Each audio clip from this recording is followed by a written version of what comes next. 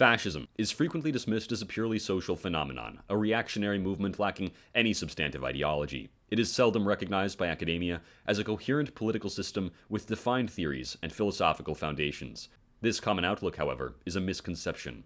Fascist thought is in fact rooted in a formal philosophy most clearly articulated by the renowned Italian philosopher Giovanni Gentile. It was Benito Mussolini himself who formally designated Gentile as the philosopher of fascism, cementing his intellectual authority within the movement forever.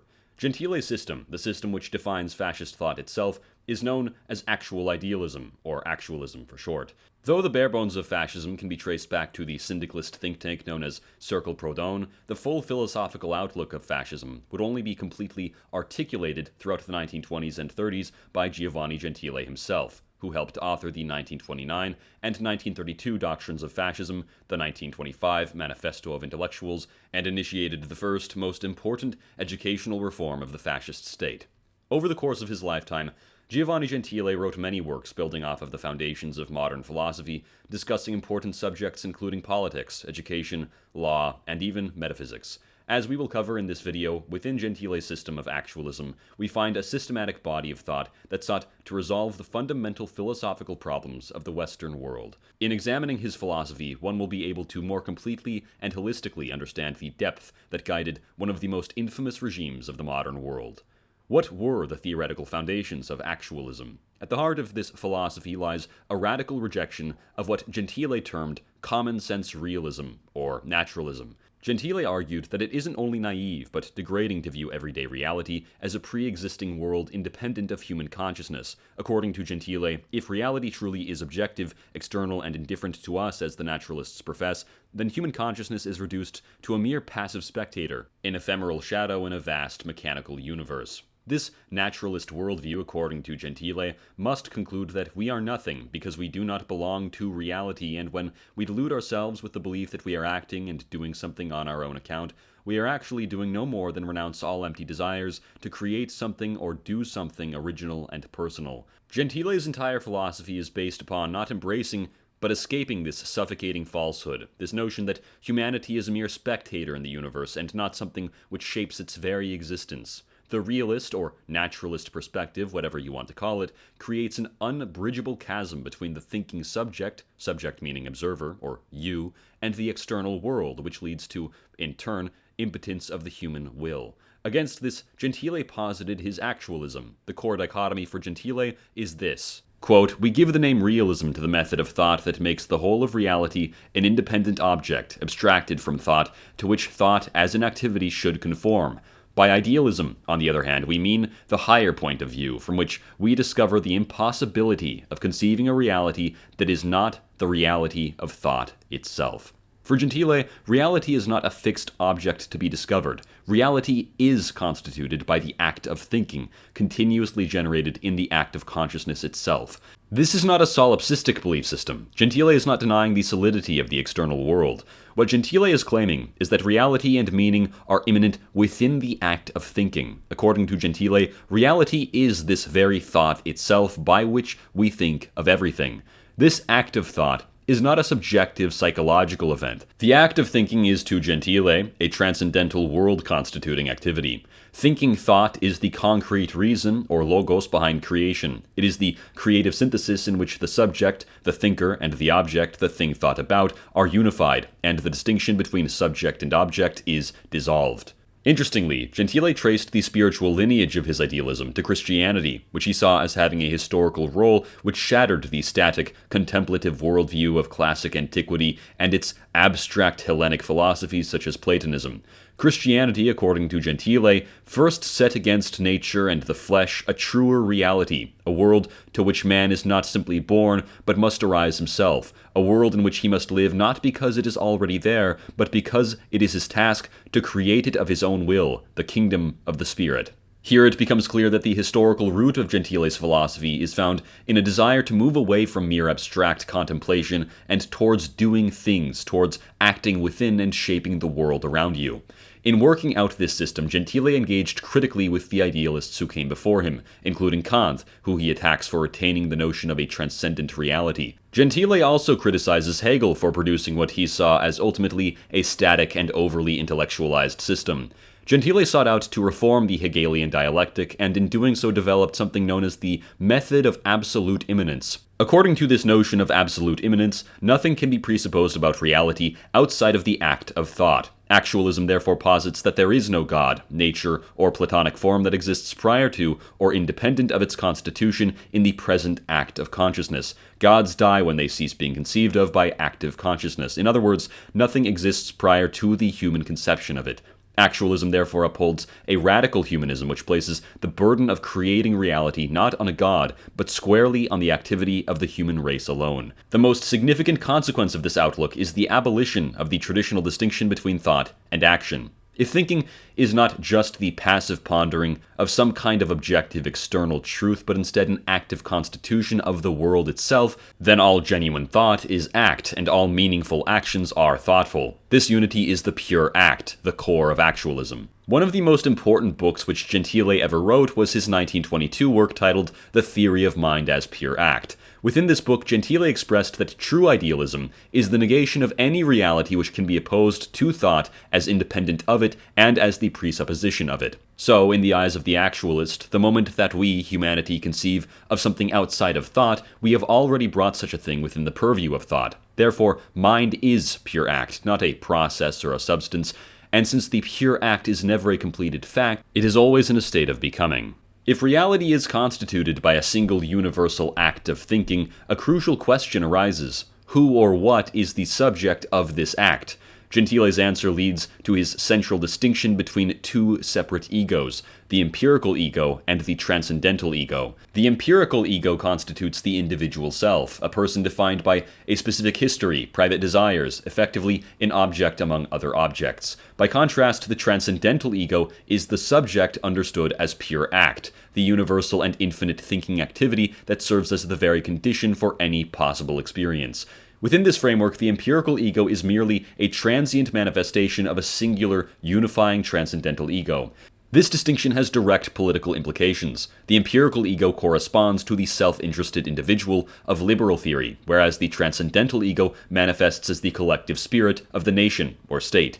Consequently, true freedom is only realized through the merging of the individual's will with this universal will. As the embodiment of this universal will, the actualist state cannot be conceived in racial or biological terms, a principle which places it in firm opposition to the biological determinism of Nazi ideology. Actualism instead upholds a fundamental commitment to personal responsibility. Since it posits that true reality is spirit and is freedom, an individual's value cannot be assessed by deterministic, sub-spiritual criteria such as race or blood. Instead, moral worth flows from one's conscious acts and willed participation in the ethical life of the state. From the actualist perspective, a doctrine that condemns a person for inherited biological characteristics rather than their chosen spiritual and ethical commitments is not merely wrong but metaphysically absurd, representing a regression to the very naturalistic worldview which actualism itself hopes to escape. This humanistic core of actualism was embedded in fascist doctrine, exemplified in 1929 when Balbino Giuliano, a student of Gentile, wrote that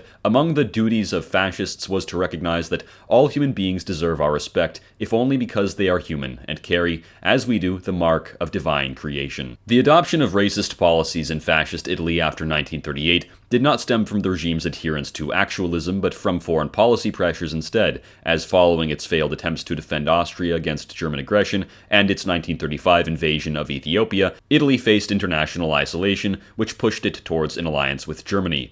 Gentile's personal stance, however, remained consistent and opposed to these policies. While directing the Enciclopedia Italiana, he had commissioned Jewish scholars to write the entries on anti-Semitism and race. His journal had denounced German anti-Semitism as a monstrous barbarism in 1937, and he maintained working relationships with Jewish academics, assisting them with positions and immigration even after the racial laws of 1938 were enacted. In 1943, he defiantly honored his Jewish teacher, Alessandro di Ancona, in public, calling it unconscionably vile to argue that Gentile should forget about him, and in a 1944 lecture, he pointedly included a Jew, Spinoza, among his philosophical inspirations. To avoid the charge of abstract system building which he levied against his opponents, Gentile sought out to make sure that his system was understood as relevant to human life. Gentile uses the transcendental ego to make sure that we understand that actualism is indeed a practical philosophy. This ego, this pure act, is the acting subject that is nothing apart from the fact that it is acting, or, in other words, is thinking. It only exists insofar as its act, its thought, exists. To emphasize, the ego is not a substance, but an act. The transcendental ego of the pure act is the profound humanity, as Gentile terms it, within all of us, the very source of personality and community. Again, the ego is not a static substance, it is the dynamic process of self-creation itself. Quote, "The ego is not soul substance. It is not a thing, even the noblest among things. It is everything because it is nothing. Whenever it is anything, it is a determinate spirit, a personality that exists in a world of its own, a poem, an action, a word, a system of thought." The ego's process of self-creation is inherently social. As Gentile points out, the individual consciousness awakens and develops only within a community, a social context. The profound humanity, or transcendental ego, is the ground of culture, civilization, and the fabric of which our individual lives are constructed. For Gentile, the arena for this process of self-formation is synonymous with education. Gentile's philosophy was, in the most literal sense, a philosophy of education, and his most accessible work, The Reform of Education, was a practical application of this idealism which he upheld. In his summary of educational theory, Gentile analyzes consciousness as a continual process of overcoming the given. Gentile believes that the mind of the pupil isn't just a blank slate in need of being filled by some predetermined set of facts. The pupil's mind is an active, developing subject that must assimilate the objective world of culture into its own living thought.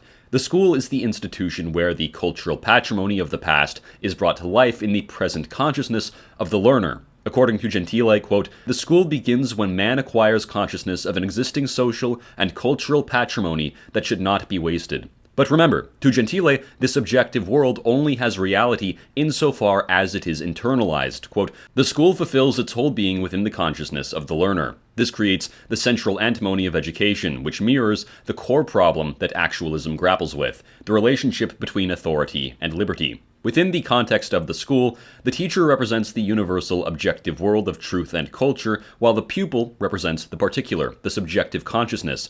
Authority is necessary to guide the pupil toward the universal. This is, however, not incompatible with the liberty of the learner, as according to Gentile, such liberty is not the absence of constraint, but the positive power of self-mastery and moral autonomy. Quote, "By liberty we mean the power, proper to man, of making himself what he is, and hence of initiating the series of events in which all of his activity manifests itself. Therefore, the teacher's authority within a school is not an external imposition, but the embodiment of the rational law that the pupil eventually has to will for himself independently. The pupil's freedom is realized, not violated, through obedience to this rational authority. As Gentile argues, discipline is ultimately self-discipline, and punishment, when just, is the right of the future repentant pupil. Gentile believes that even a tyrannical teacher can foster liberty by provoking the student's rebellious spirit, something which Gentile didn't shy away from, but in fact encouraged, stating, quote, "Even here, if the master is not just slack, but exerts a real spiritual power, the persistence of the limit is of value in the spiritual development of the pupil, for he is not crushed, the liberty of his nature is incoercible, but rather provoked into affirming his own personality even more vigorously. The classroom is a blueprint for the rest of Gentile's political theory, where liberty is achieved through submission to a rational authority that knows the pupil's true will, perhaps even better than the pupil himself." From his pedagogical model, the rest of Gentile's philosophy unfolds. The fundamental unit of society is not the abstract, rights-bearing individual of liberal theory, but the concrete person, whose individuality is formed in and through social relations, through their participation in community. First and most natural of these communities is the family. Gentile doesn't think of the family as just a biological unit. It's a spiritual unit founded upon conscious will. According to Gentile, quote, "The education of children is the very problem the family exists to solve. The family educates the child in virtues such as self-sacrifice and respect for others, ideas like this which prepare the child for their participation in broader society. Now, the family, then, is absorbed and elevated by the school, the education system, which in turn is absorbed and elevated by the state. For Gentile, the state is not merely a political or administrative entity. It isn't just the government. The state is the highest concrete expression of the ethical consciousness of a people. This concept, derived from Hegel but radicalized through Gentile, posits that the state is immanent within the will of the individual citizen. It is not an external power limiting their freedom. No, the state is synonymous with the very substance of the moral personality of a people. Quote, "Man and state are one and the same. Man is the state, and the state is man, and the state is the end of man because man is his own end, inasmuch as in the state the political nature of man is realized." In this view, the individual's moral conscience and the will of the state are identical. To obey the state means, definitionally, to obey what one's own truest, most universal self is. This leads to a dramatic redefinition of law, force, and rights, something which is addressed within Gentile's book, Foundations of the Philosophy of Law. According to Actualism, force is the necessary external manifestation of the inner rationality of law. Law cannot remain a mere abstract ought. It must become an active power in the world. The judge, like the teacher, must be justice ensouled. The force of the state is not the oppression of an external will, but the self-discipline of the citizen acting through the state to realize their own rational will. As with the pupil in the classroom, the citizen's freedom is not abrogated by the state's force, but is, again, given concrete reality through it. The distinction between law and morality collapses under Actualism. In liberal thought, a sphere of private morality exists beyond the reach of law. Within Actualism, there can be no such separation. Every action is moral, and since the state is the embodiment of the universal ethical will, all moral action has a political dimension. There is no private sphere. The state, as the concrete actualization of morality, has a legitimate interest in the total formation of the character of the citizen. This is the philosophical basis for the claim which the totalitarian state, or fascist state as an organic body, exerts over the life of the individual. This logic also reframes the concept of rights. Here, individuals do not possess innate pre-social rights against the state. Rights are conferred by the state insofar as they serve the ethical ends of the community. Not even universal suffrage is an absolute universal right, or as Gentile states, quote, "Every son of Adam must count as a man if he is a man, for many of Adam's sons are not true men, since they show no sign of the breath of God. They have the appearance of men, but not the substance, the spirit, the true humanity, and hence they cannot count as men." According to Gentile, true men are those whose consciousness is aligned with the ethical state. This is a system which resolves social conflict not through compromise between competing interests, as in pluralist democracies, but through the dialectical annihilation of social conflict itself. Conflict only arises from a fragmented, particularistic consciousness. The role of the ethical state, like the teacher, is to educate citizens to overcome their particularity and recognize their identity with the universal will. Social problems are at root educational problems and require educational solutions. Many philosophers have argued that, while Gentile was a brilliant philosopher, his drift towards fascism was a mere intellectual mistake. The facts of his philosophy totally disagree, and show exactly why he would leave behind a legacy being regarded as the philosopher of fascism. Gentile's intellectual journey towards fascism was not an opportunistic betrayal of his principles. It was in every way their logical conclusion. Actualism provided a fully fleshed out backbone for a movement that sought to create a new Italian identity. When Gentile became involved with Mussolini's government as the Minister of Public Instruction, who implemented the education reform in 1923, he saw in fascism an opportunity to finally realize his vision of the ethical state. The education reform of 1923 was a direct application of this philosophy, centralizing the educational system under public control for the purpose of inculcating a unified national culture. The reform made religious instruction mandatory in elementary school, not out of personal piety, not because Gentile embraced Christianity, but because Gentile saw religion as a necessary mythic stage in the development of the philosophical consciousness of the nation, a foundation for the profound humanity which he sought after. Most importantly, the school was to become the engine for forming the new fascist citizen,